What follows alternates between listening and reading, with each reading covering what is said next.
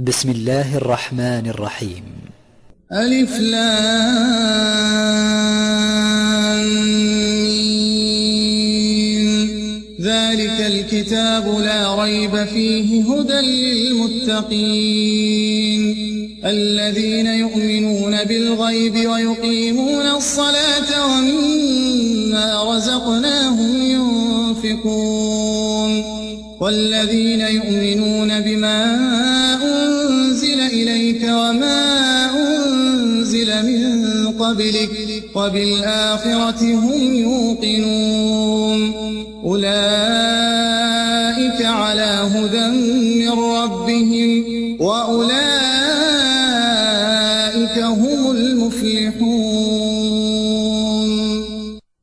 إن الذين كفروا سواء عليهم أنذرتهم أم لم تنذرهم لا يؤمنون. ختم الله على قلوبهم وعلى سمعهم وعلى أبصارهم غشاوة ولهم عذاب عظيم. ومن الناس من يقول آمنا بالله وباليوم الآخر وما هم بمؤمنين يخادعون الله والذين آمنوا وما يخدعون إلا أنفسهم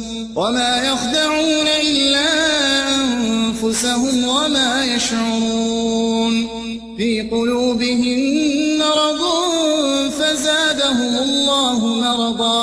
ولهم عذاب أليم بما كانوا يكذبون. وإذا قيل لهم لا تفسدوا في الأرض قالوا إنما نحن مصلحون ألا إنهم هم المفسدون ولكن لا يشعرون. وإذا قيل لهم آمنوا كما آمن الناس قالوا أنؤمن كما آمن السفهاء ألا إنهم هم السفهاء ولكن لا يعلمون. وإذا لقوا الذين آمنوا قالوا آمنا وإذا خلوا إلى شياطينهم قالوا إنا معكم إنما نحن مستهزئون. الله يستهزئ بهم ويمدهم في طغيانهم يعمهون. أولئك الذين اشتروا الضلالة بالهدى فما ربحت تجارتهم وما كانوا مهتدين. مثلهم كمثل الذي استوقد نارا فلما أضاءت ما حوله ذهب الله بنورهم وتركهم في ظلمات لا يبصرون. صم بكم عمي فهم لا يرجعون. أو كصيب من السماء فيه ظلمات ورعد وبرق يجعلون أصابعهم في آذانهم من الصواعق حذر الموت والله محيط بالكافرين. يكاد البرق يخطف أبصارهم كلما أضاء لهم مشوا فيه وإذا أظلم عليهم قاموا ولو شاء الله لذهب بسمعهم وأبصارهم إن الله على كل شيء قدير. يا أيها الناس اعبدوا ربكم الذي خلقكم والذين من قبلكم لعلكم تتقون. الذي جعل لكم الأرض فراشا والسماء بناء وأنزل من السماء ماء فأخرج به من الثمرات رزقا لكم فلا تجعلوا لله أندادا وأنتم تعلمون. وإن كنتم في ريب مما نزلنا على عبدنا فأتوا فأتوا بسورة من مثله وادعوا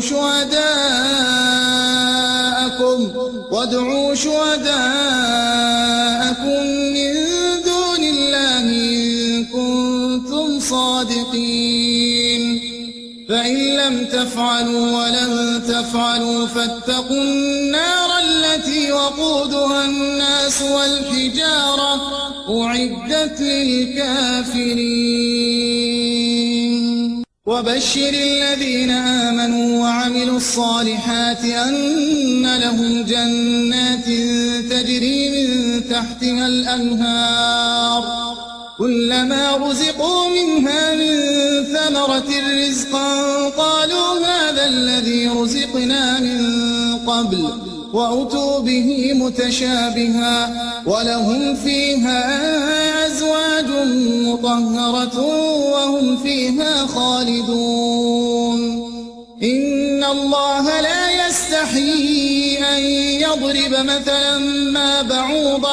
مثلا ما بعوضة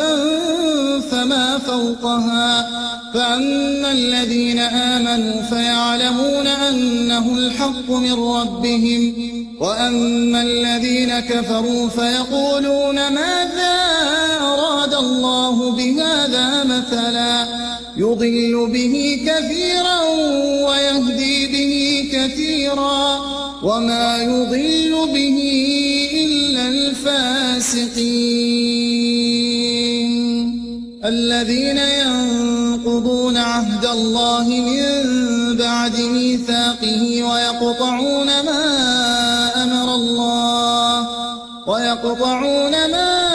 أمر الله به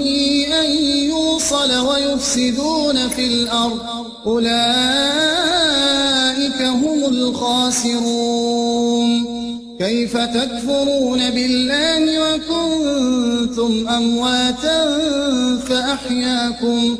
ثم يميتكم ثم يحييكم ثم إليه ترجعون هو الذي خلق لكم ما في الأرض جميعا ثم استوى إلى السماء فسواهن 7 سماوات وهو بكل شيء عليم وإذ قال ربك للملائكة إني جاعل في الأرض خليفة قالوا أتجعل فيها من يفسد فيها ويسفك الدماء ونحن نسبح بحمدك ونقدس لك قال إني أعلم ما لا تعلمون وعلم آدم الأسماء كلها ثم عرضهم على الملائكة فقال أنبئوني بأسماء هؤلاء إن كنتم صادقين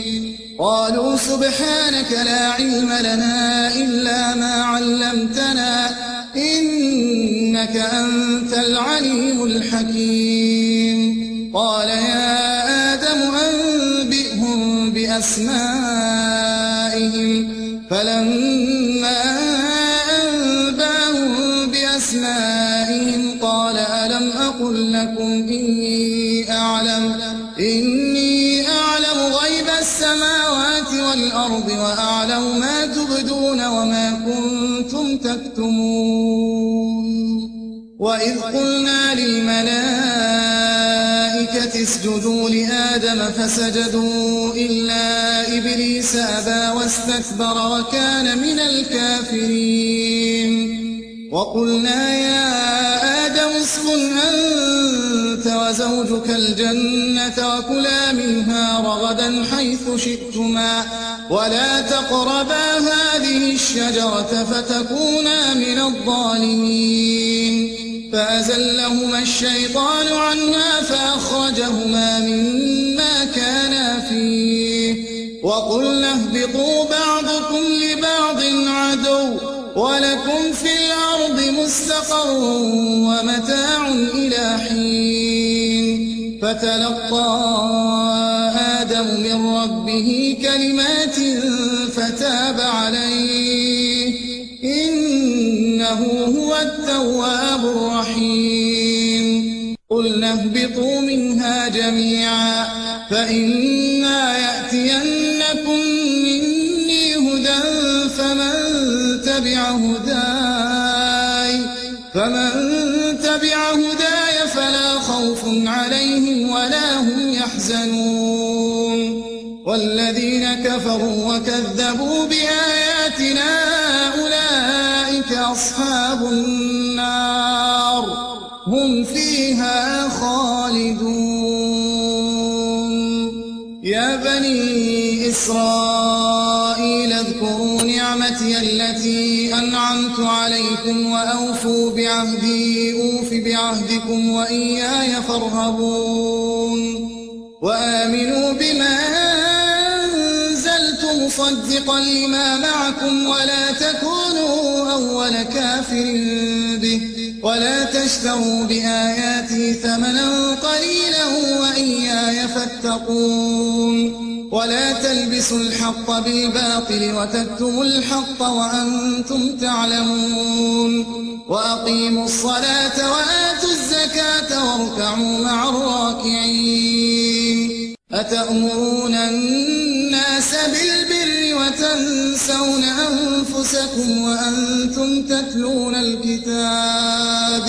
أفلا تعقلون واستعينوا بالصبر والصلاة وإنها لكبيرة إلا على الخاشعين الذين يظنون أنهم ملاقو ربهم وأنهم إليه راجعون يا بني إسرائيل اذكروا نعمتي التي أنعمت عليكم وأني فضلتكم على العالمين واتقوا يوما لا تجزي نفس عن نفس شيئا ولا يقبل منها شفاعة ولا يؤخذ منها عدل ولا هم ينصرون وإذ نجيناكم من آل فرعون يسومونكم سوء العذاب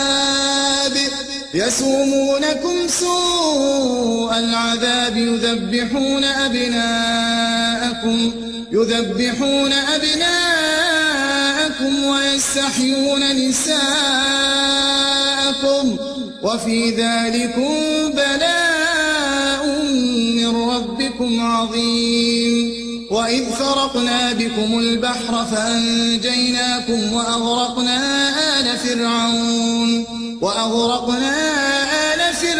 وأنتم تنظرون وإذ واعدنا موسى 40 ليلة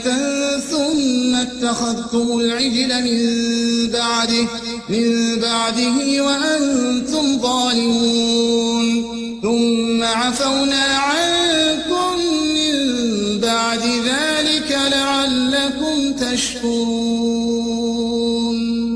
وإذ آتينا موسى الكتاب والفرقان لعلكم تهتدون وإذ قال موسى لقومه يا قوم إنكم ظلمتم أنفسكم باتخاذكم العجل فتوبوا إلى باريكم فاقتلوا أنفسكم ذلكم خير لكم عند باريكم فتاب عليكم إنه هو التواب الرحيم وإذ قلتم يا موسى لن نؤمن لك حتى نرى الله جهرة فأخذتكم الصاعقة وأنتم تنظرون ثم بعثناكم من بعد موتكم لعلكم تشكرون وظللنا عليكم الغمام وأنزلنا عليكم المن والسلوى كلوا من طيبات ما رزقناكم وما ظلمونا ولكن كانوا أنفسهم يظلمون وإذ قلنا ادخلوا هذه القرية فكلوا منها حيث شئتم رغدا وادخلوا الباب سجدا وقولوا حطة نغفر لكم خطاياكم وسنزيد المحسنين. فبدل الذين ظلموا قولا غير الذي قيل لهم فأنزلنا على الذين ظلموا رجزا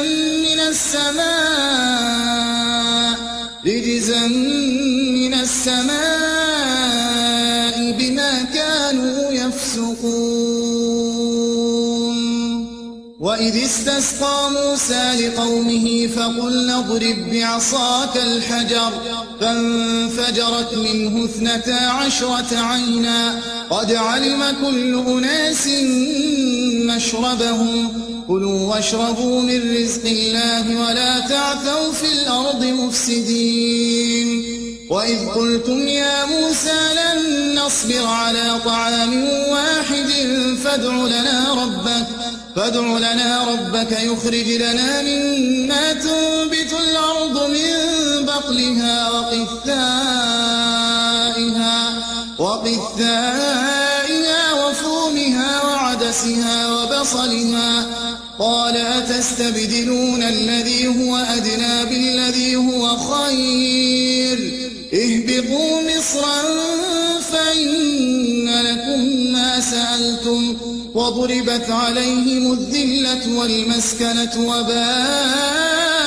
بغضب من الله ذلك بأنهم كانوا يكفرون بآيات الله ويقتلون النبيين بغير الحق ذلك بما عصوا وكانوا يعتدون. إن الذين آمنوا والذين هادوا والنصارى والصابئين من آمن بالله واليوم الآخر وعمل صالحا فلهم أجرهم عند ربهم ولا خوف عليهم ولا هم يحزنون. وإذ أخذنا ميثاقكم ورفعنا فوقكم الطور خذوا ما آتيناكم بقوة واذكروا ما فيه لعلكم تتقون. ثم توليتم من بعد ذلك فلولا فضل الله عليكم ورحمته لكنتم من الخاسرين. ولقد علمتم الذين اعتدوا منكم في السبت فقلنا لهم كونوا قردة خاسئين فجعلناها نكالا لما بين يديها وما خلفها وموعظة للمتقين.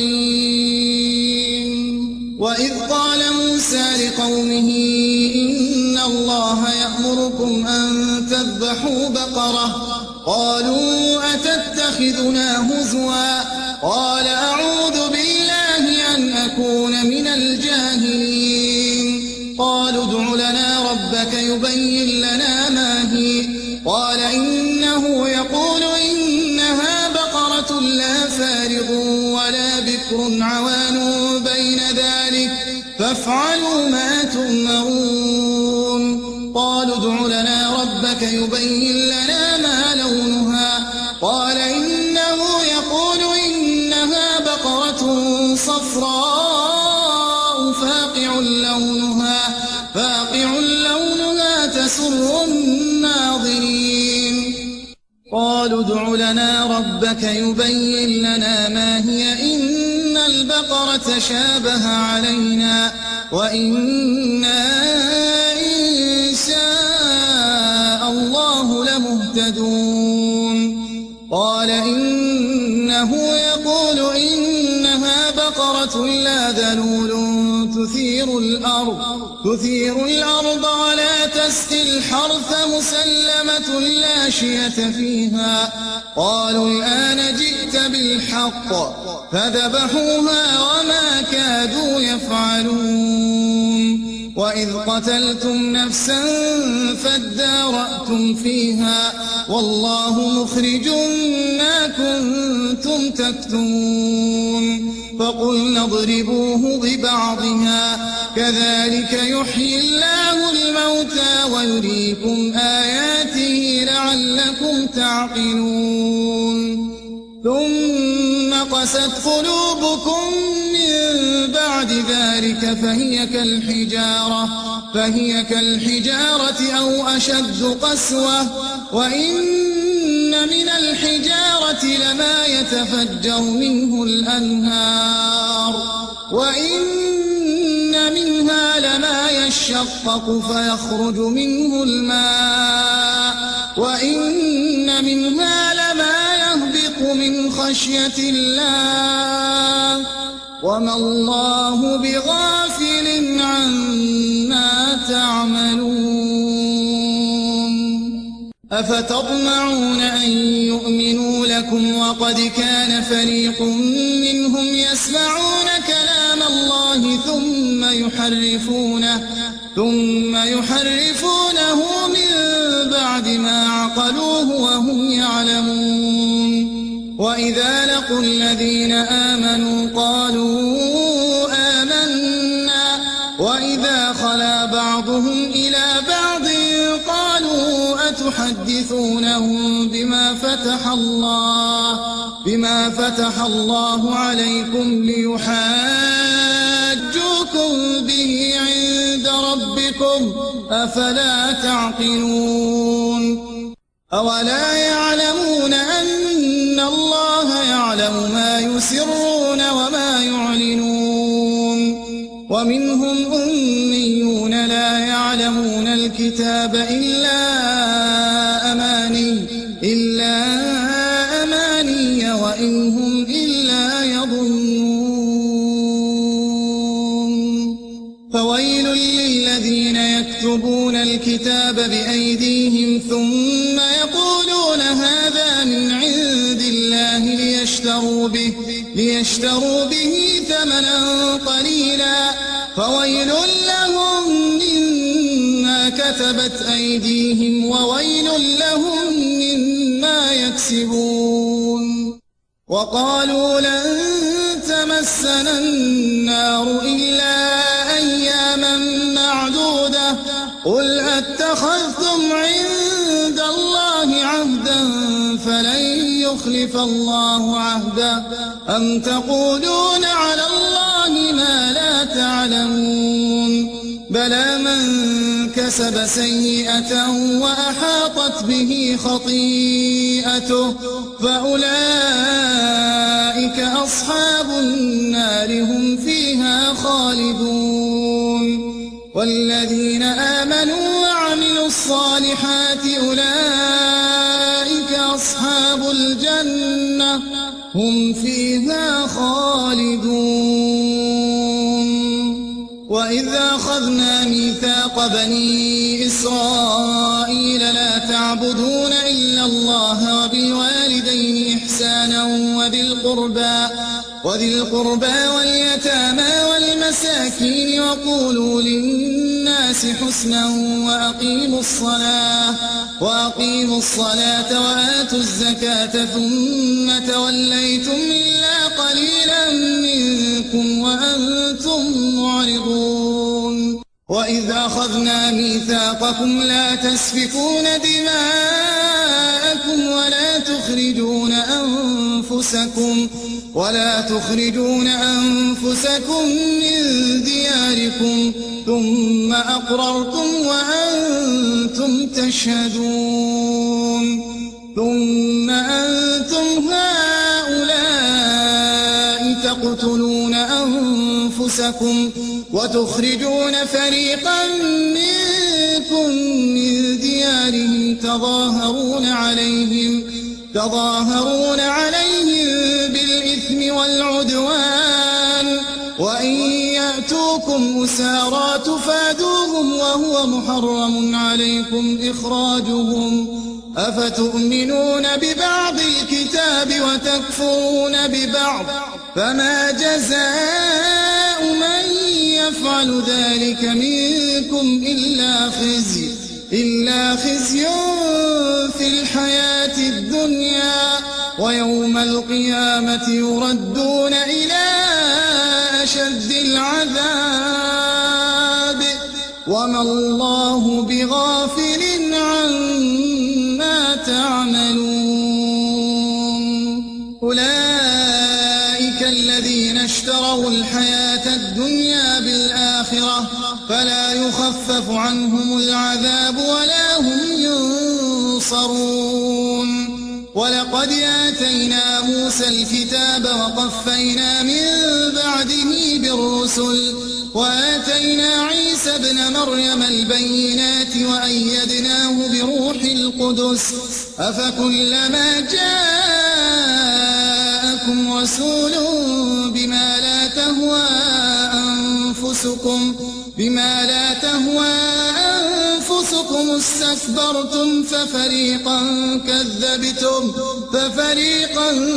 كذبتم وفريقا تقتلون. وقالوا قلوبنا غلف بل لعنهم الله بكفرهم فقليلا ما يؤمنون. ولما جاءهم كتاب من عند الله مصدق لما معهم وكانوا من قبل يستفتحون على الذين كفروا فلما جاءهم ما عرفوا كفروا به فلعنة الله على الكافرين. بئس ما اشتروا به أنفسهم أن يكفروا بما أنزل الله بغيا أن ينزل الله من فضله على من يشاء من عباده فباءوا بغضب على غضب وللكافرين عذاب مهين. وإذا قيل لهم آمنوا بما أنزل الله قالوا نؤمن بما أنزل علينا ويكفرون بما وراءه وهو الحق مصدقا لما معهم قل فلم تقتلون أنبياء الله من قبل إن كنتم مؤمنين. ولقد جاءكم موسى بالبينات ثم اتخذتم العجل من بعده وأنتم ظالمون. وإذا أخذنا ميثاقكم ورفعنا فوقكم الطور خذوا ما آتيناكم بقوة واسمعوا قالوا سمعنا وعصينا وأشربوا في قلوبهم العجل بكفرهم قل بئس ما يأمركم به إيمانكم إن كنتم مؤمنين. قل إن كانت لكم الدار الآخرة عند الله خالصة من دون الناس فتمنوا الموت إن كنتم صادقين ولن يتمنوه أبدا بما قدمت أيديهم والله عليم بالظالمين. ولتجدنهم أحرص الناس على حياة ومن الذين أشركوا يود أحدهم لو يعمر 1000 سنة وما هو بمزحزحه من العذاب أن يعمر والله بصير بما يعملون. قل من كان عدوا لجبريل فإنه نزله على قلبك بإذن الله مصدقا لما بين يديه وهدى وبشرى للمؤمنين. من كان عدوا لله وملائكته ورسله وجبريل وميكال فإن الله عدو للكافرين. ولقد أنزلنا إليك آيات بينات وما يكفر بها إلا الفاسقون. أوكلما عاهدوا عهدا نبذه فريق منهم بل أكثرهم لا يؤمنون ولما جاءهم رسول من عند الله مصدق لما معهم نبذ فريق من الذين أوتوا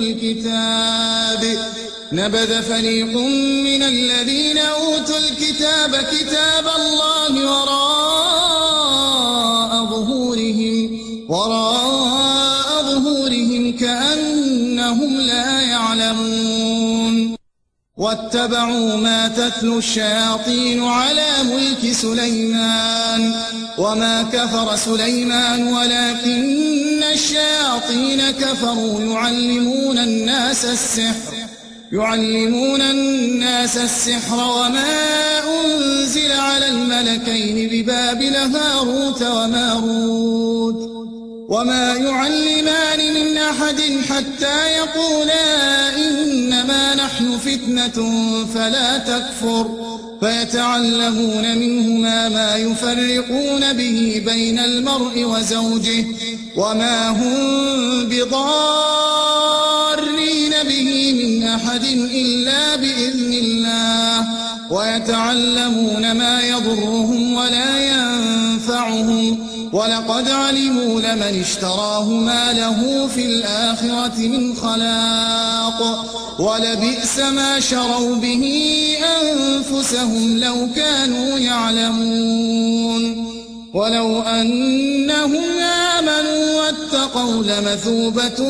من عند الله خير لو كانوا يعلمون يا أيها الذين آمنوا لا تقولوا راعنا وقولوا انظرنا واسمعوا وللكافرين عذاب أليم ما يود الذين كفروا من أهل الكتاب ولا المشركين أن ينزل عليكم من خير من ربكم والله يختص برحمته من يشاء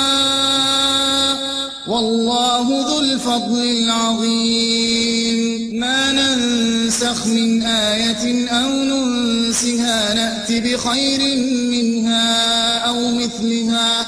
ألم تعلم أن الله على كل شيء قدير ألم تعلم أن الله له ملك السماوات والأرض وما لكم من دون الله من ولي ولا نصير أم تريدون أن تسألوا رسولكم كما سئل موسى من قبل ومن يتبدل الكفر بالإيمان فقد ضل سواء السبيل ود كثير من أهل الكتاب لو يردونكم من بعد إيمانكم كفارا حسدا من عند أنفسهم من بعد ما تبين لهم الحق فاعفوا واصفحوا حتى يأتي الله بأمره إن الله على كل شيء قدير وأقيموا الصلاة وآتوا الزكاة وما تقدموا لأنفسكم من خير تجدوه عند الله إن الله بما تعملون بصير وقالوا لن يدخل الجنة إلا من كان هودا أو نصارى تلك أمانيهم قل هاتوا برهانكم إن كنتم صادقين بلى من أسلم وجهه لله وهو محسن فله أجره عند ربه ولا خوف عليهم ولا هم يحزنون وقالت اليهود ليست النصارى على شيء وقالت النصارى ليست اليهود وقالت النصارى ليست اليهود على شيء وهم يتلون الكتاب كذلك قال الذين لا يعلمون مثل قولهم فالله يحكم بينهم يوم القيامة فيما كانوا فيه يختلفون ومن أظلم ممن منع مساجد الله أن يذكر فيها اسمه وسعى في خرابها أولئك ما كان لهم أن يدخلوها إلا خائفين لهم في الدنيا خزي ولهم في الآخرة عذاب عظيم ولله المشرق والمغرب فأينما تولوا فثم وجه الله إن الله واسع عليم وقالوا اتخذ الله ولدا سبحانه بل له ما في السماوات والأرض كل له قانتون بديع السماوات والأرض وإذا قضى أمرا فإنما يقول له كن فيكون وقال الذين لا يعلمون لولا يكلمنا الله أو تأتينا آية كذلك قال الذين من قبلهم مثل قولهم تشابهت قلوبهم قد بينا الآيات لقوم يوقنون إنا أرسلناك بالحق بشيرا ونذيرا ولا تسأل عن أصحاب الجحيم ولن ترضى عنك اليهود ولا النصارى حتى تتبع ملتهم قل إن هدى الله هو الهدى ولئن اتبعت أهواءهم بعد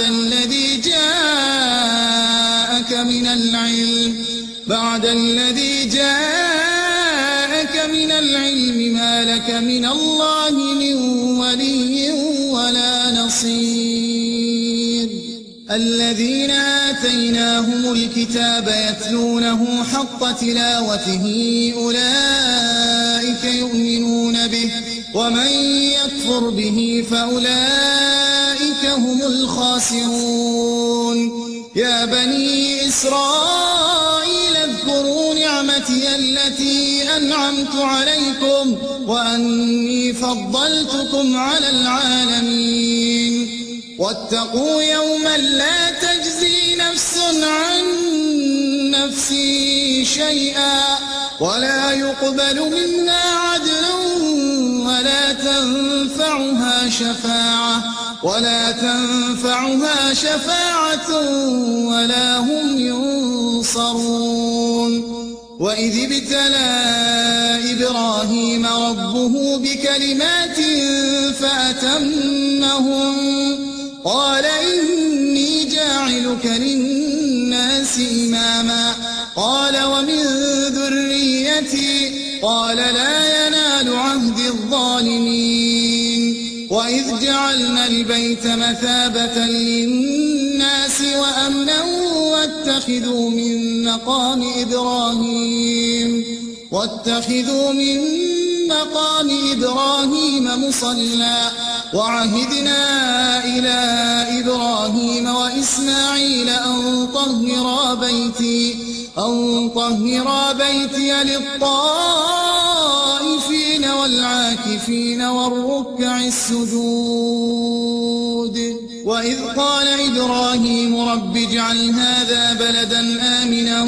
وارزق أهله من الثمرات من آمن منهم بالله واليوم الآخر قال ومن كفر فأمتعه قليلا ثم أضطره إلى عذاب النار وبئس المصير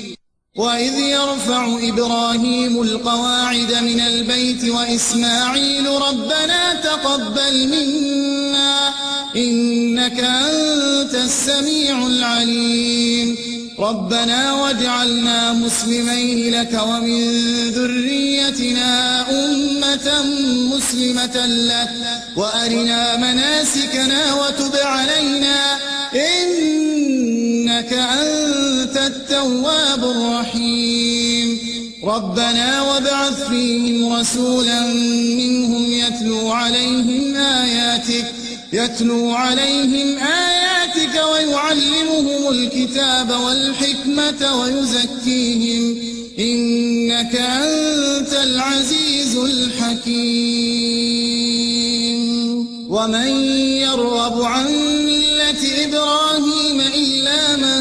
سفه نفسه ولقد اصطفيناه في الدنيا وإنه في الآخرة لمن الصالحين إذ قال له ربه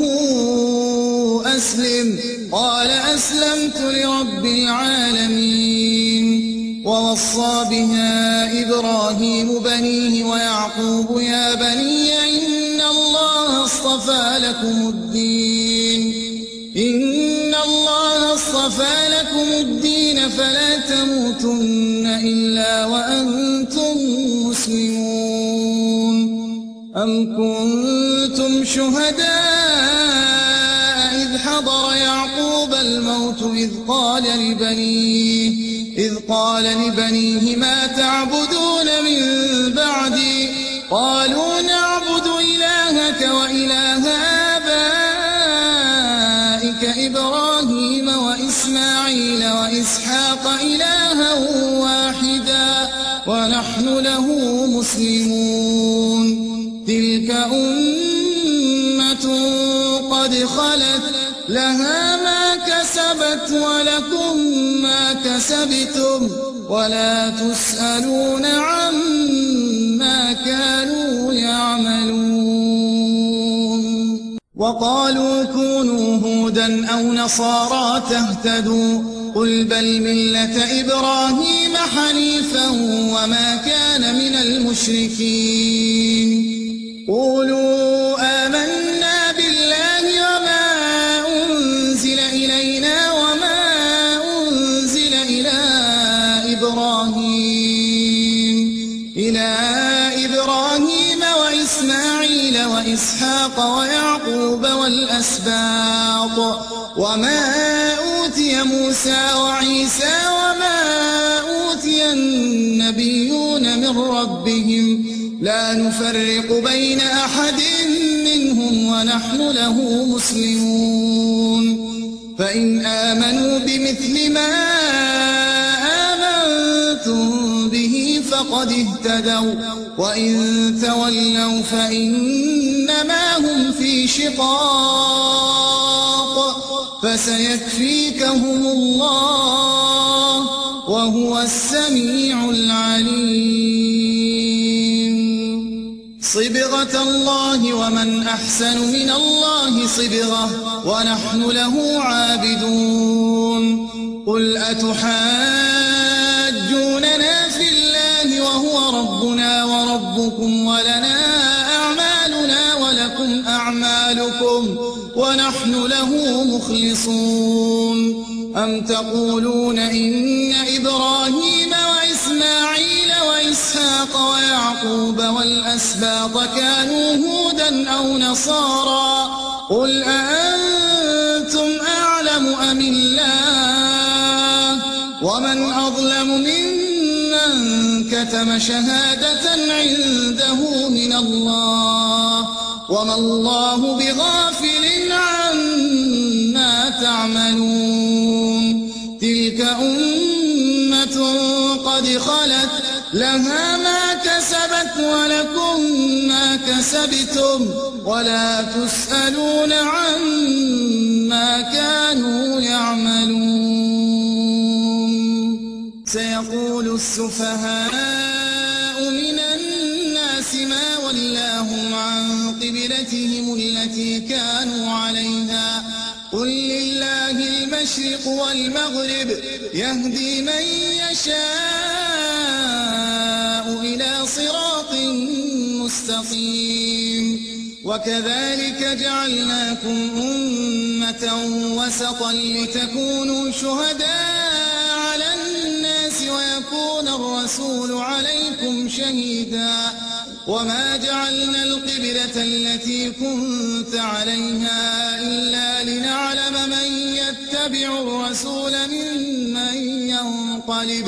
ممن ينقلب على عقبيه وإن كانت لكبيرة إلا على الذين هدى الله وما كان الله ليضيع إيمانكم إن الله بالناس لرؤوف رحيم قد نرى تقلب وجهك في السماء فلنولينك قبلة ترضاها فول وجهك شطر المسجد الحرام وحيث ما كنتم فولوا وجوهكم شطره وإن الذين أوتوا الكتاب ليعلمون أنه الحق من ربهم وما الله بغافل عما يعملون ولئن أتيت الذين أوتوا الكتاب بكل آية ما تبعوا قبلتك وما أنت بتابع قبلتهم وما بعضهم بتابع قبلة بعض ولئن اتبعت أهواءهم من بعد ما جاءك من العلم إنك إذا لمن الظالمين الذين آتيناهم الكتاب يعرفونه كما يعرفون أبناءهم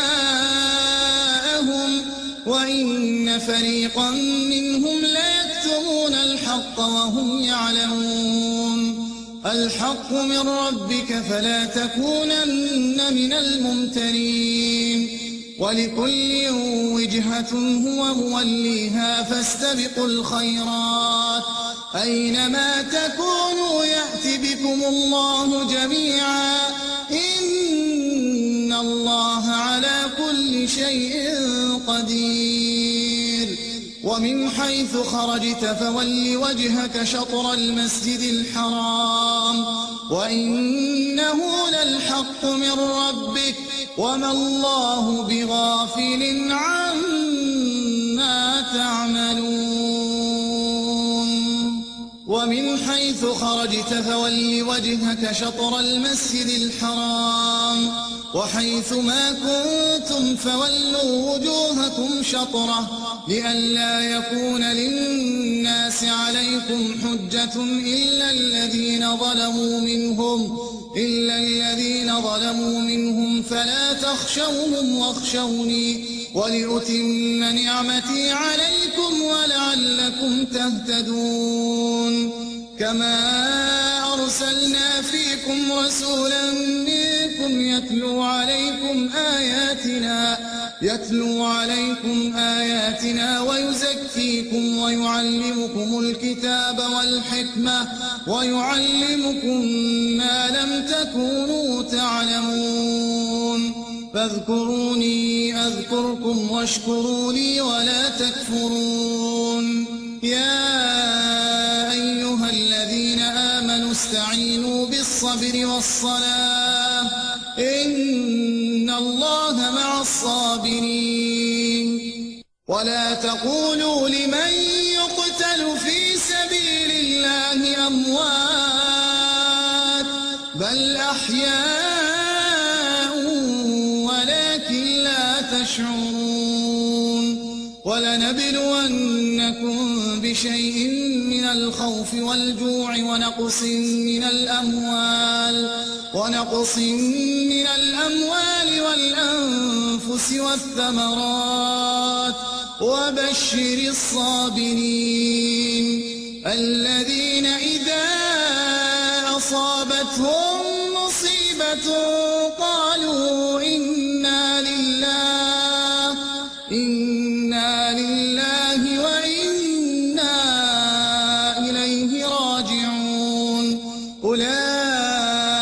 عليهم صلوات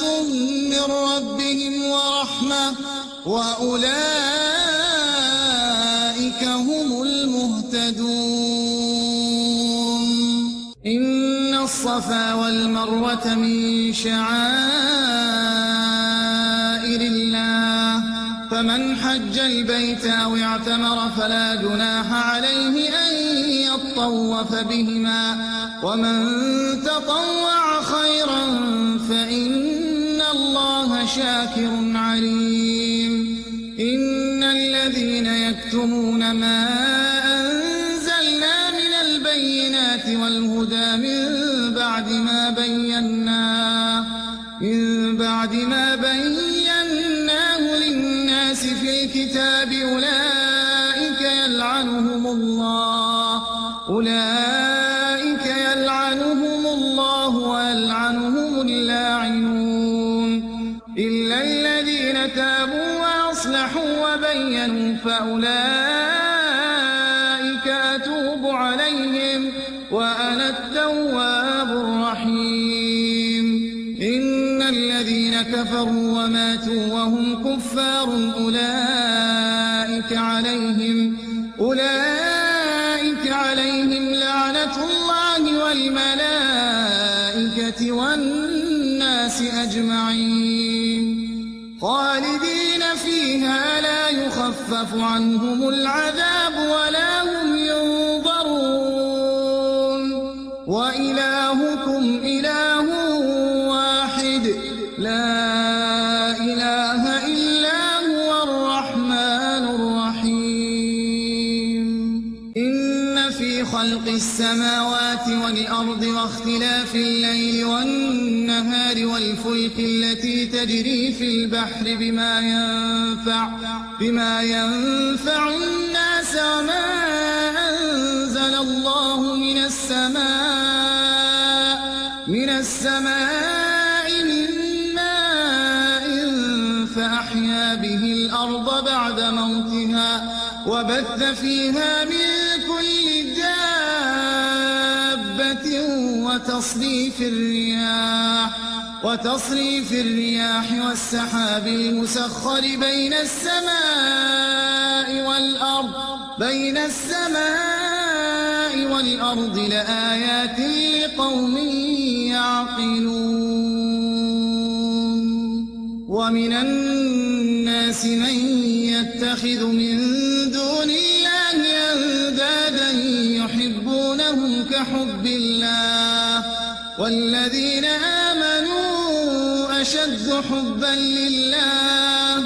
ولو يرى الذين ظلموا إذ يرون العذاب أن القوة لله جميعا وأن الله شديد العذاب. إذ تبرأ الذين اتبعوا من الذين اتبعوا ورأوا العذاب وتقطعت بهم الأسباب. وقال الذين اتبعوا لو أن لنا كرة فنتبرأ منهم كما تبرأوا منا كذلك يريهم الله أعمالهم حسرات عليهم وما هم بخارجين من النار. يا أيها الناس كلوا مما في الأرض حلالا طيبا ولا تتبعوا خطوات الشيطان إنه لكم عدو مبين. إنما يأمركم بالسوء والفحشاء وأن تقولوا على الله ما لا تعلمون. وإذا قيل لهم اتبعوا ما أنزل الله قالوا بل نتبع ما ألفينا عليه آباءنا أولو كان آباؤهم لا يعقلون شيئا ولا يهتدون. يهتدون ومثل الذين كفروا كمثل الذي ينعق بما لا يسمع إلا دعاء ونداء صم بكم عمي فهم لا يعقلون يا أيها الذين آمنوا كلوا من طيبات ما رزقناكم واشكروا لله إن كنتم إياه تعبدون إنما حرم عليكم الميتة والدم ولحم الخنزير وما أهل به لغير الله فمن اضطر غير باغ ولا عاد فلا إثم عليه إن الله غفور رحيم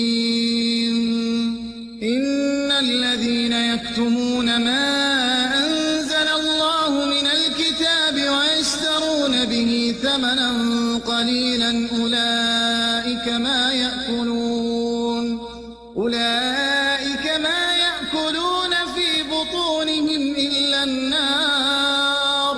ولا يكلمهم الله يوم القيامة ولا يزكيهم ولهم عذاب أليم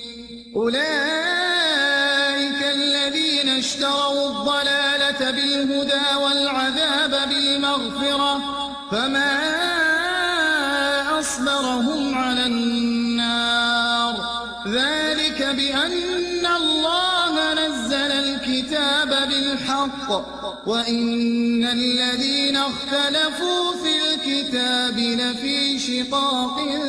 بعيد ليس البر أن تولوا وجوهكم قبل المشرق والمغرب ولكن البر من آمن بالله واليوم الآخر والملائكة والكتاب والنبيين وآتى المال على حبه ذوي القربى واليتامى والمساكين وابن السبيل والسائلين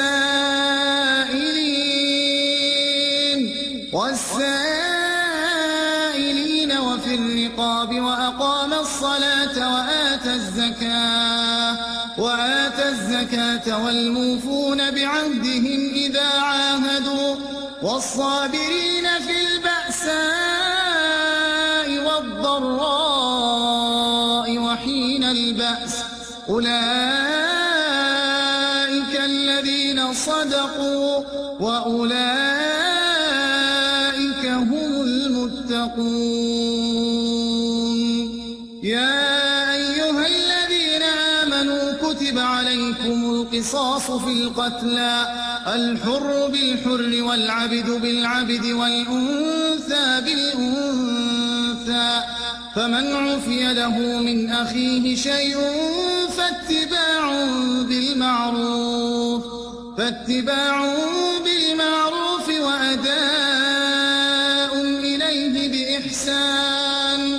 ذلك تخفيف من ربكم ورحمة فمن اعتدى بعد ذلك فله عذاب أليم ولكم في القصاص حياة يا أولي الألباب لعلكم تتقون كتب عليكم إذا حضر أحدكم الموت إن ترك خيرا الوصية للوالدين والأقربين بالمعروف حقا على المتقين فمن بدله بعدما سمعه فإنما إثمه على الذين يبدلونه إن الله سميع عليم فمن خاف من موص جنفا أو إثما فأصلح بينهم فلا إثم عليه إن الله غفور رحيم يا أيها الذين آمنوا كتب عليكم الصيام كما كتب على الذين من قبلكم لعلكم تتقون أياما معدودات فمن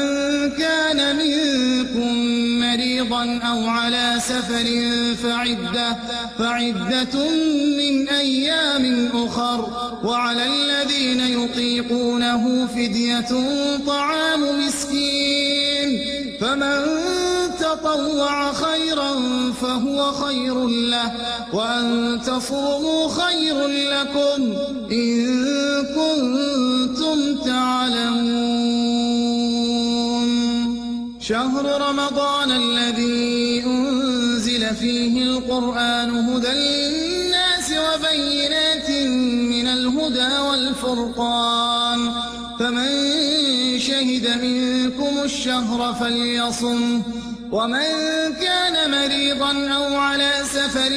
فعدة من أيام أخر يريد الله بكم اليسر ولا يريد بكم العسر ولتكملوا العدة ولتكبروا الله على ما هداكم ولعلكم تشكرون وإذا سالك عبادي عني فإني قريب أجيب دعوة الداع إذا دعان فليستجيبوا لي وليؤمنوا بي لعلهم يرشدون أحل لكم ليلة الصيام الرفث إلى نسائكم هن لباس لكم وأنتم لباس لهم علم الله أنكم كنتم تختانون أنفسكم فتاب عليكم وعفى عنكم فالآن باشروهن وابتغوا ما كتب الله لكم وكلوا واشربوا حتى يتبين لكم الخيط الأبيض من الخيط الأسود من الفجر ثم أتموا الصيام إلى الليل ولا تباشروهن وأنتم عاكفون في المساجد تلك حدود الله فلا تقربوها كذلك يبين الله آياته للناس لعلهم يتقون ولا تأكلوا أموالكم بينكم بالباطل وتدلوا بها إلى الحكام لتأكلوا فريقا من أموال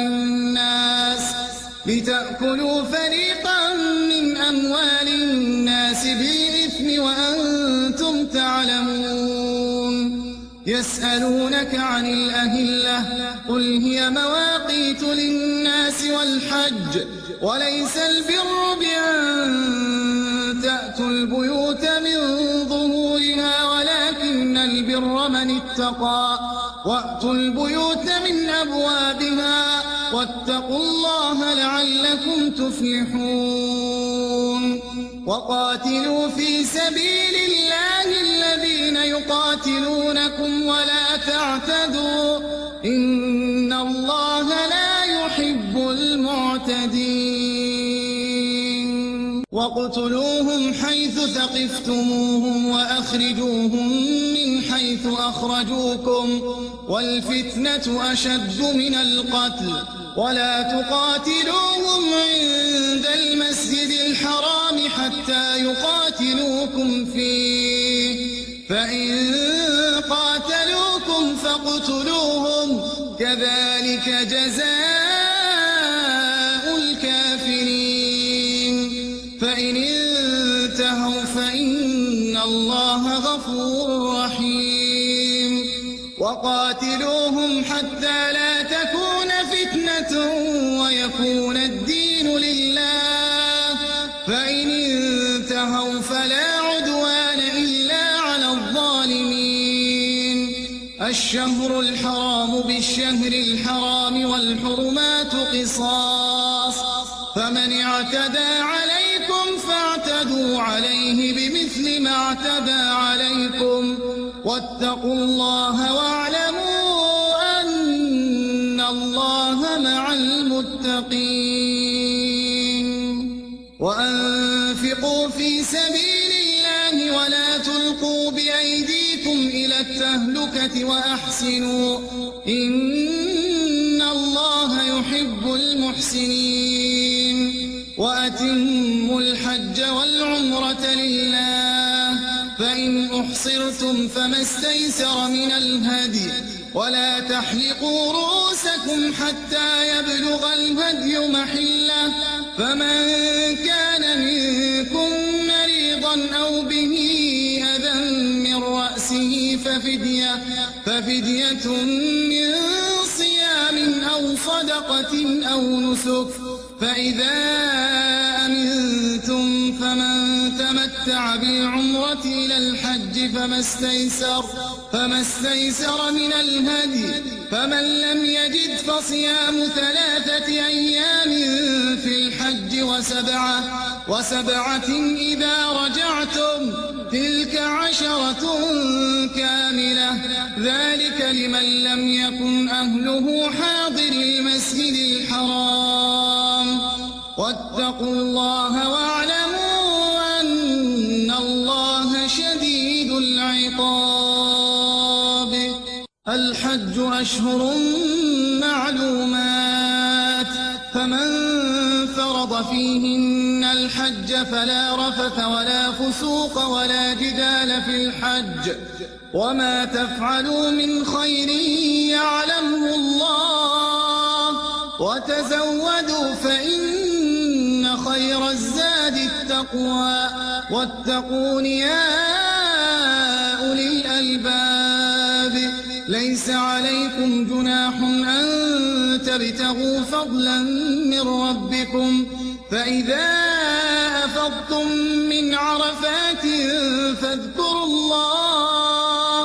فاذكروا الله عند المشعر الحرام واذكروه كما هداكم وإن كنتم من قبله لمن الضالين ثم أفيضوا من حيث أفاض الناس واستغفروا الله إن الله غفور رحيم فإذا قضيتم مناسككم فاذكروا الله كذكركم آباءكم أو أشد ذكرا فمن الناس من يقول ربنا آتنا في الدنيا وما له في الآخرة من خلاق ومنهم من يقول ربنا آتنا في الدنيا حسنة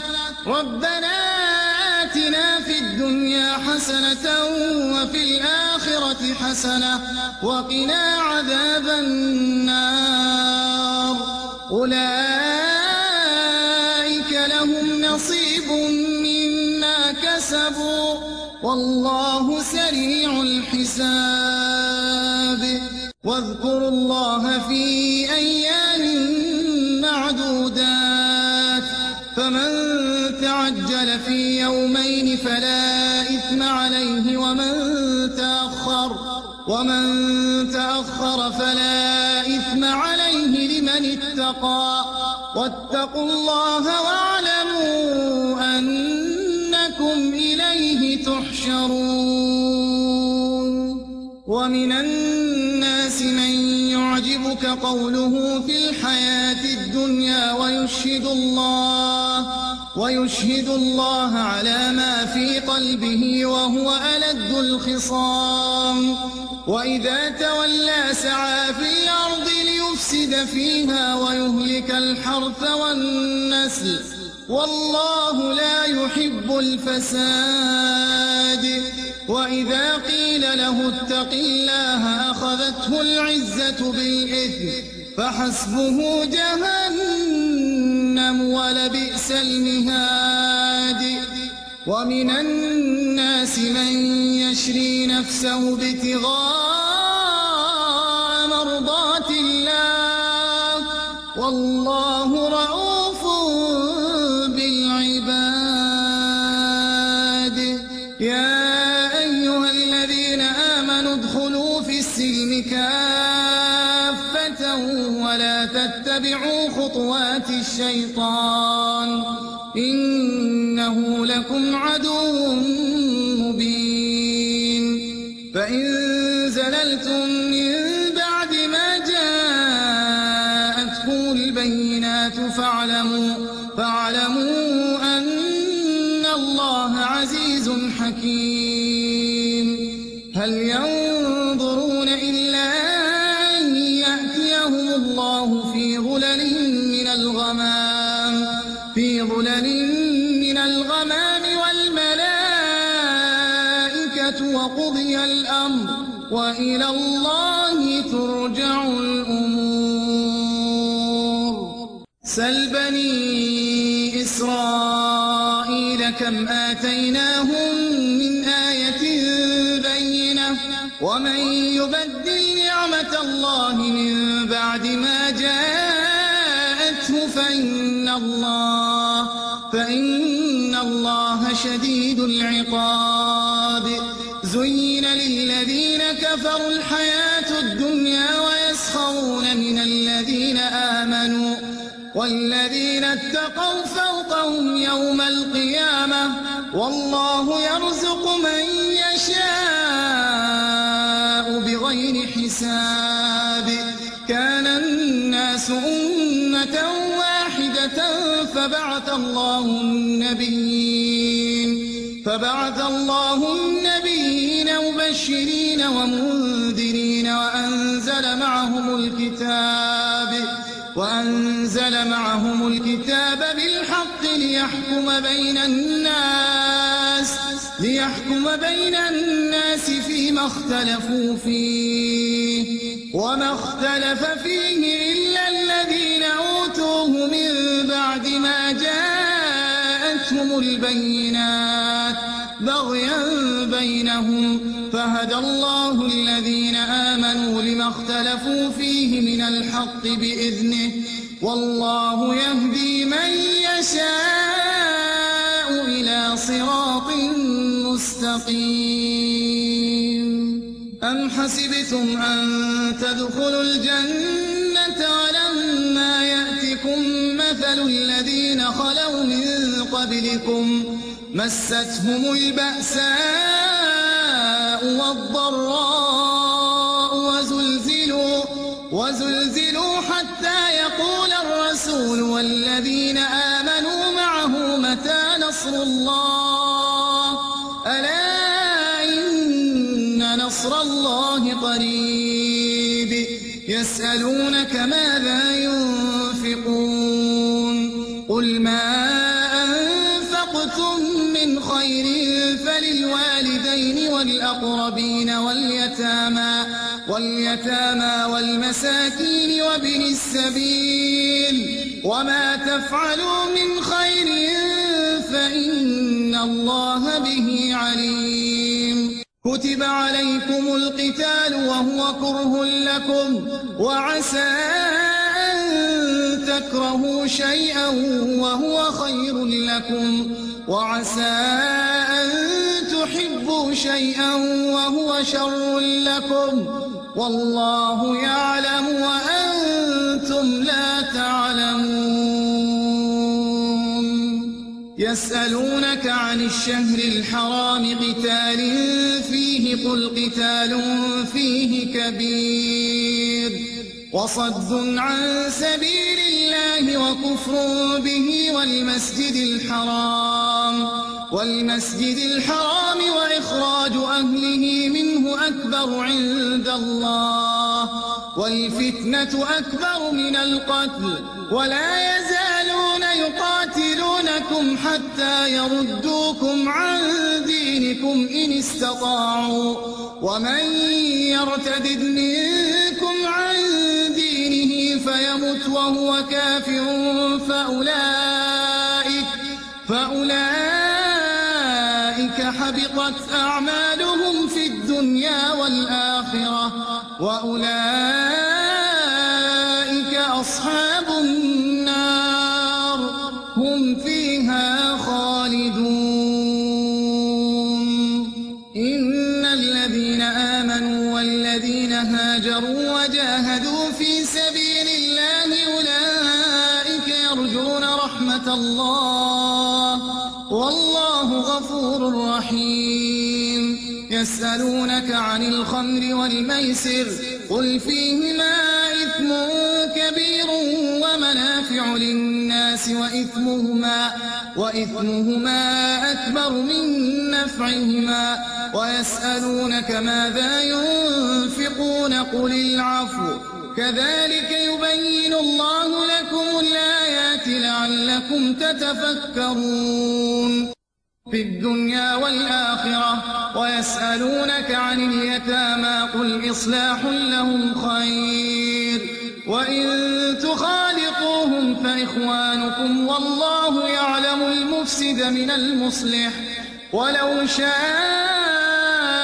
الله لأعنتكم إن الله عزيز حكيم ولا تنكحوا المشركات حتى يؤمن ولأمة مؤمنة خير من مشركة ولو أعجبتكم ولا تنكحوا المشركين حتى يؤمنوا ولعبد مؤمن خير من مشرك ولو أعجبكم أولئك يدعون إلى النار والله يدعو إلى الجنة والمغفرة بإذنه ويبين آياته للناس لعلهم يتذكرون ويسألونك عن المحيض قل هو أذى فاعتزلوا النساء في المحيض ولا تقربوهن حتى يطهرن فإذا تطهرن فأتوهن من حيث أمركم الله إن الله يحب التوابين ويحب المتطهرين نساؤكم حرث لكم فأتوا حرثكم أنى شئتم وقدموا لأنفسكم واتقوا الله واعلموا أنكم ملاقوه وبشر المؤمنين ولا تجعلوا الله عرضة لأيمانكم أن تبروا وتتقوا وتصلحوا بين الناس والله سميع عليم لا يؤاخذكم الله باللغو في أيمانكم ولكن يؤاخذكم بما كسبت قلوبكم والله غفور حليم للذين يؤلون من نسائهم تربص 4 أشهر فإن فاءوا فإن الله غفور رحيم وإن عزموا الطلاق فإن الله سميع عليم والمطلقات يتربصن بأنفسهن 3 قروء ولا يحل لهن أن يكتمن ما خلق الله في أرحامهن إن كن يؤمن بالله واليوم الآخر وبعولتهن أحق بردهن في ذلك إن أرادوا إصلاحا ولهن مثل الذي عليهن بالمعروف وللرجال عليهن درجة والله عزيز حكيم الطلاق 2 فإمساك بمعروف أو تسريح بإحسان ولا يحل لكم أن تأخذوا مما آتيتموهن شيئا إلا أن يخافا ألا يقيما حدود الله فإن خفتم ألا يقيما حدود الله فلا جناح عليهما فيما افتدت به، تلك حدود الله فلا تعتدوها، ومن يتعد حدود الله فأولئك هم الظالمون. فإن طلقها فلا تحل له من بعد حتى تنكح زوجا غيره، فإن طلقها فلا جناح عليهما أن يتراجعا إن ظنا أن يقيما حدود الله، وتلك حدود الله يبينها لقوم يعلمون. وإذا طلقتم النساء فبلغن أجلهن فأمسكوهن بمعروف أو سرحوهن بمعروف، ولا تمسكوهن ضرارا لتعتدوا، ومن يفعل ذلك فقد ظلم نفسه. ولا تتخذوا آيات الله هزوا، واذكروا نعمة الله عليكم وما أنزل عليكم من الكتاب والحكمة يعظكم به، واتقوا الله واعلموا أن الله بكل شيء عليم. وإذا طلقتم النساء فبلغن أجلهن فلا تعضلوهن أن ينكحن أزواجهن إذا تراضوا بينهم بالمعروف، ذلك يوعظ به من كان منكم يؤمن بالله واليوم الآخر، ذلكم أزكى لكم وأطهر، والله يعلم وأنتم لا تعلمون.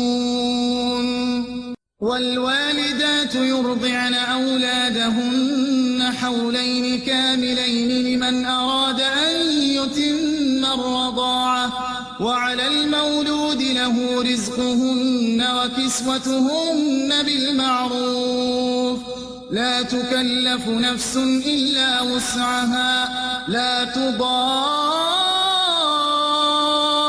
والدة بولدها ولا مولود له بولده، وعلى الوارث مثل ذلك، فإن أرادا فصالا عن تراض منهما وتشاور فلا جناح عليهما. وإن أردتم أن تسترضعوا أولادكم فلا جناح عليكم إذا سلمتم ما آتيتم بالمعروف، واتقوا الله واعلموا أن الله بما تعملون بصير. والذين يتوفون منكم ويذرون أزواجا يتربصن بأنفسهن 4 أشهر و10، فإذا بلغن أجلهن فلا جناح عليكم فيما فعلن في أنفسهن بالمعروف، والله بما تعملون خبير. ولا جناح عليكم فيما عرضتم به من خطبة النساء أو أكننتم في أنفسكم، علم الله أنكم ستذكرونهن ولكن لا تواعدوهن سرا إلا أن تقولوا قولا معروفا، ولا تعزموا عقدة النكاح حتى يبلغ الكتاب أجله،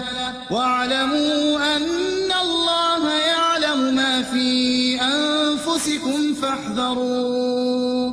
واعلموا أن الله غفور حليم. لا جناح عليكم إن طلقتم النساء ما لم تمسوهن أو تفرضوا لهن فريضة ومتعوهن على الموسع قدره وعلى المقتر قدره متاعا بالمعروف حقا على المحسنين. وإن طلقتموهن من قبل أن تمسوهن وقد فرضتم لهن فريضة فنصف ما فرضتم إلا أن يعفون أو يعفو الذي بيده عقدة النكاح وأن تعفوا أقرب للتقوى ولا تنسوا الفضل بينكم إن الله بما تعملون بصير. حافظوا على الصلوات والصلاة الوسطى وقوموا لله قانتين. فإن خفتم فرجالا أو ركبانا فإذا أمنتم فاذكروا الله كما علمكم ما لم تكونوا تعلمون. والذين يتوفون منكم ويذرون أزواجا وصية لأزواجهم متاعا إلى الحول غير إخراج فإن خرجن فلا جناح عليكم فيما فعلن في أنفسهن من معروف والله عزيز حكيم. وللمطلقات متاع بالمعروف حقا على المتقين.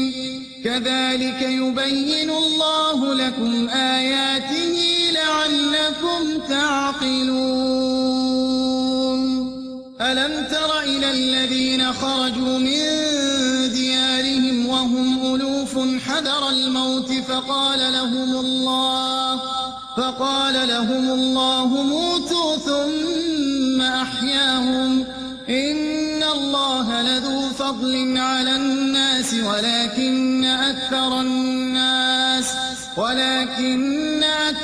الناس لا يشكرون. وقاتلوا في سبيل الله واعلموا أن الله سميع عليم.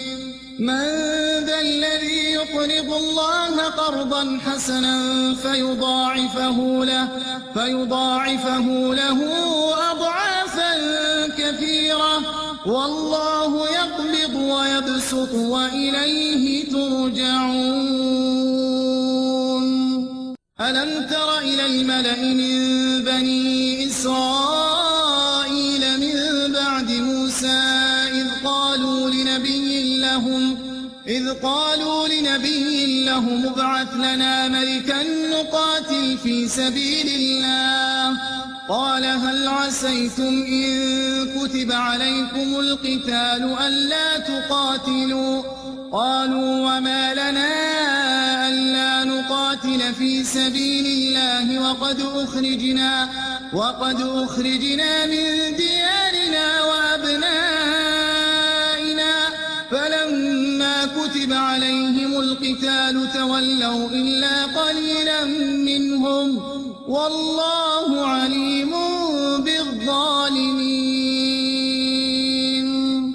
وقال لهم نبيهم إن الله قد بعث لكم طالوت ملكا قالوا أنى يكون له الملك علينا ونحن أحق بالملك منه ولم يؤت سعة من المال قال إن الله اصطفاه عليكم وزاده بسطة في العلم والجسم والله يؤتي ملكه من يشاء والله واسع عليم. وقال لهم نبيهم إن آية ملكه أن يأتيكم التابوت فيه سكينة من ربكم وبقية مما ترك آل موسى وآل هارون تحمله الملائكة إن في ذلك لآية لكم إن كنتم مؤمنين. فلما فصل طالوت بالجنود قال إن الله مبتليكم بنهر فمن شرب منه فليس مني ومن لم يطعمه فإنه مني إلا من اغترف غرفة بيده فشربوا منه إلا قليلا منهم فلما جاوزه هو والذين آمنوا معه قالوا لا طاقة لنا اليوم بجالوت وجنوده. قال الذين يظنون أنهم ملاقو الله كم من فئة قليلة غلبت فئة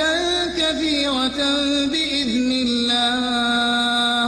والله مع الصابرين. ولما برزوا لجالوت وجنوده قالوا ربنا أفرغ علينا صبرا وثبت أقدامنا وانصرنا على القوم الكافرين. فهزموهم بإذن الله وقتل داود جالوت وآتاه الله الملك والحكمة وعلمه مما يشاء ولولا دفع الله الناس بعضهم ببعض لفسدت الأرض ولكن الله ذو فضل على العالمين. تلك آيات الله نتلوها عليك بالحق وإنك لمن المرسلين.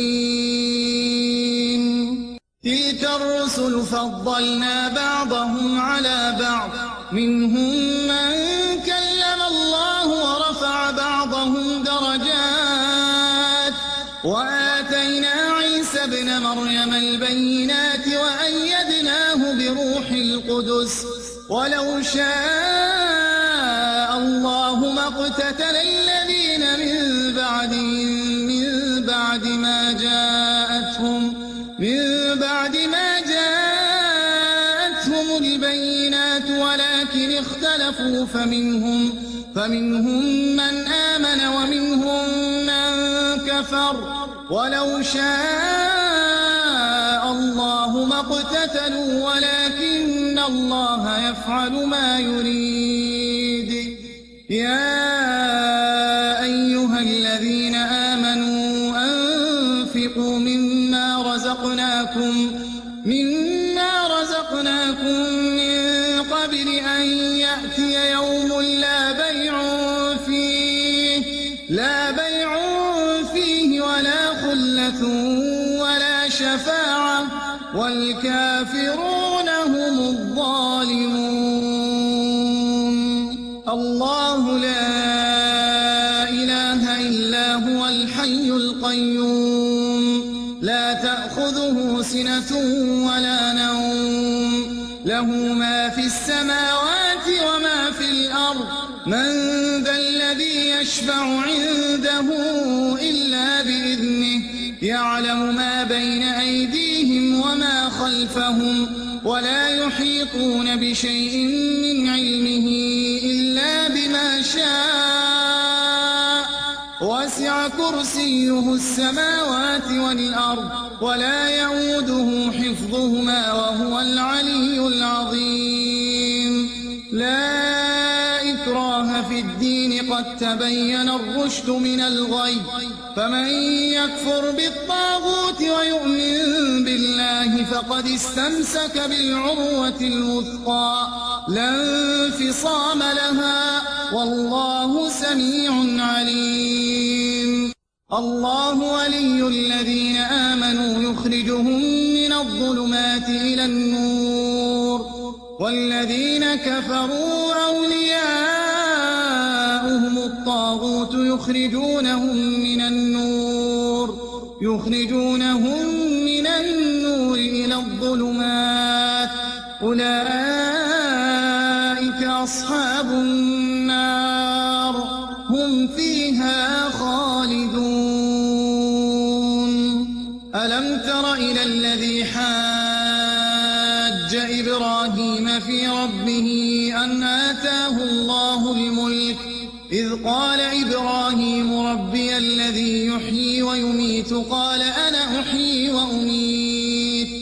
قال إبراهيم فإن الله يأتي بالشمس من المشرق فأت بها من المغرب فبهت الذي كفر والله لا يهدي القوم الظالمين. أو كالذي مر على قرية وهي خاوية على عروشها قال أنى يحيي هذه الله بعد موتها فأماته الله 100 عام ثم بعثه قال كم لبثت قال لبثت يوما أو بعض يوم قال بل لبثت 100 عام فانظر إلى طعامك وشرابك لم يتسنه وانظر إلى حمارك ولنجعلك آية للناس وانظر إلى العظام كيف ننشزها ثم نكسوها لحما فلما تبين له قال أعلم أن الله على كل شيء قدير. وإذ قال إبراهيم رب أرني كيف تحيي الموتى قال أولم تؤمن قال بلى ولكن ليطمئن قلبي قال فخذ 4 من الطير فصرهن إليك ثم اجعل على كل جبل منهن جزءا ثم ادعهن يأتينك سعيا واعلم أن الله عزيز حكيم. مثل الذين ينفقون أموالهم في سبيل الله كمثل حبة أنبتت 7 سنابل في كل سنبلة 100 حبة والله يضاعف لمن يشاء والله واسع عليم. الذين ينفقون أموالهم في سبيل الله ثم لا يتبعون ما أنفقوا منا ولا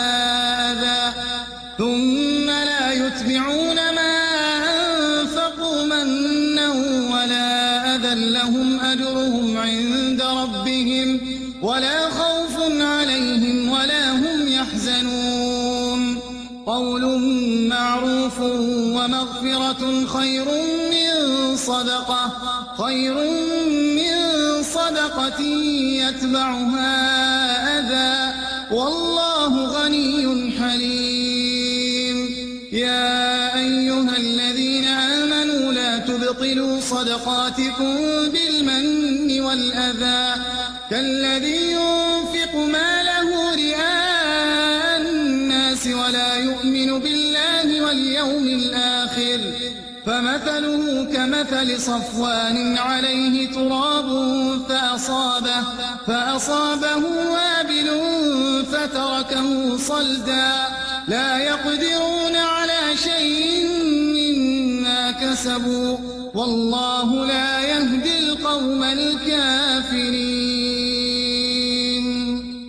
ومثل الذين ينفقون أموالهم ابتغاء مرضات الله وتثبيتا من أنفسهم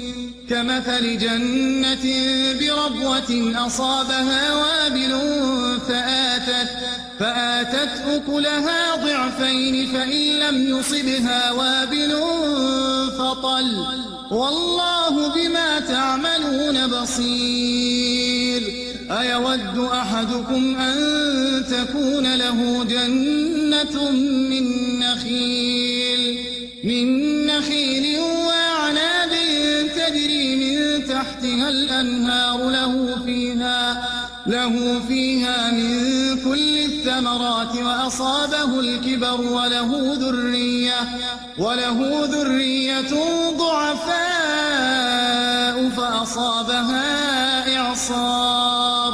فأصابها إعصار فيه نار فاحترقت كذلك يبين الله لكم الآيات لعلكم تتفكرون يا أيها الذين آمنوا أنفقوا من طيبات ما كسبتم ومما أخرجنا لكم من الأرض ولا تيمموا الخبيث منه تنفقون ولستم بآخذيه إلا أن تغمضوا فيه واعلموا أن الله غني حميد الشيطان يعدكم الفقر ويأمركم بالفحشاء والله يعدكم مغفرة منه وفضلا والله واسع عليم يؤتي الحكمة من يشاء ومن يؤت الحكمة فقد أوتي خيرا كثيرا وما يذكر إلا أولو الألباب وما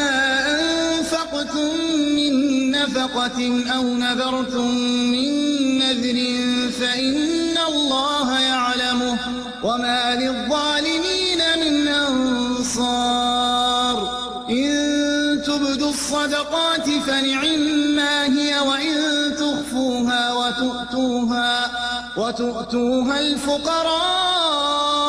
فهو خير لكم ويكفر عنكم من سيئاتكم والله بما تعملون خبير ليس عليك هداهم ولكن الله يهدي من يشاء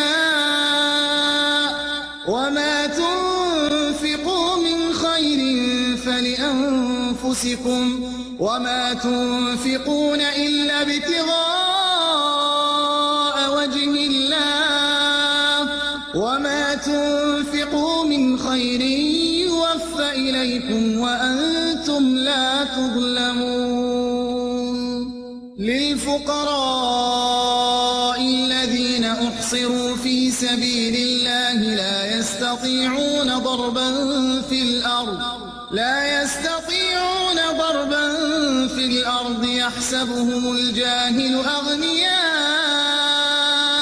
يحسبهم الجاهل أغنياء من التعفف تعرفهم بسيماهم لا يسألون الناس إلحافا وما تنفقوا من خير فإن الله به عليم الذين ينفقون أموالهم بالليل والنهار سرا وعلانية فلهم أجرهم عند ربهم ولا خوف عليهم ولا هم يحزنون الذين يأكلون الربا لا يقومون إلا كما يقوم الذي يتخبطه الشيطان من المس ذلك بأنهم قالوا إنما البيع مثل الربا وأحل الله البيع وحرم الربا فمن جاءه موعظة من ربه فانتهى فله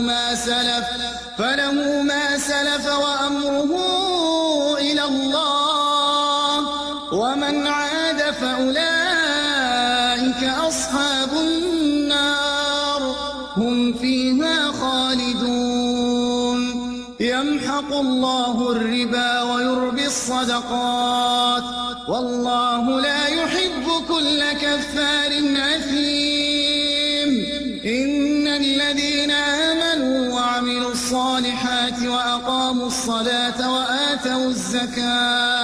وآتوا الزكاة لهم أجرهم عند ربهم ولا خوف عليهم ولا هم يحزنون يا أيها الذين آمنوا اتقوا الله وذروا ما بقي من الربا إن كنتم مؤمنين فإن لم تفعلوا فأذنوا بحرب من الله ورسوله وإن تبتم فلكم رؤوس أموالكم لا تظلمون ولا تظلمون وإن كان ذو عسرة فنظرة إلى ميسرة وأن تصدقوا خير لكم إن كنتم تعلمون واتقوا يوما ترجعون فيه إلى الله ثم توفى كل نفس ما كسبت وهم لا يظلمون يا أيها الذين آمنوا إذا تداينتم بدين إلى أجل مسمى فاكتبوه وليكتب بينكم كاتب بالعدل ولا يأب كاتب أن يكتب كما علمه الله فليكتب وليملل الذي عليه الحق وليتق الله ربه ولا يبخس منه شيئا فإن كان الذي عليه الحق سفيها أو ضعيفا أو لا يستطيع أن يمل هو فليملل وليه بالعدل واستشهدوا شهيدين من رجالكم فإن لم يكونا رجلين فرجل وامرأتان ممن ترضون من الشهداء أن تضل إحداهما فتذكر إحداهما الأخرى ولا يأبى الشهداء إذا ما دعوا ولا تسأموا أن تكتبوه صغيرا أو كبيرا إلى أجله ذلكم أقسط عند الله وأقوم للشهادة وأدنى ألا ترتابوا إلا أن تكون تجارة حاضرة تديرونها بينكم فليس عليكم جناح ألا تكتبوها وأشهدوا إذا تبايعتم ولا يضار كاتب ولا شهيد وإن تفعلوا فإنه فسوق بكم واتقوا الله ويعلمكم الله والله بكل شيء عليم وإن كنتم على سفر ولم تجدوا كاتبا فرهان مقبوضة فإن أمن بعضكم بعضا فليؤدي الذي اؤتمن أمانته وليتق الله ربه ولا تكتموا الشهادة ومن يكتمها فإنه آثم قلبه والله بما تعملون عليم لله ما في السماوات وما في الأرض وإن تبدوا ما في أنفسكم أو تخفوه يحاسبكم به الله فيغفر لمن يشاء ويعذب من يشاء والله على كل شيء قدير آمن الرسول بما أنزل إليه من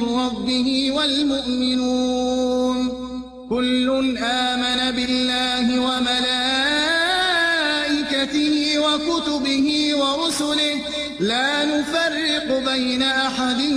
من رسله وقالوا سمعنا وأطعنا غفرانك ربنا وإليك المصير.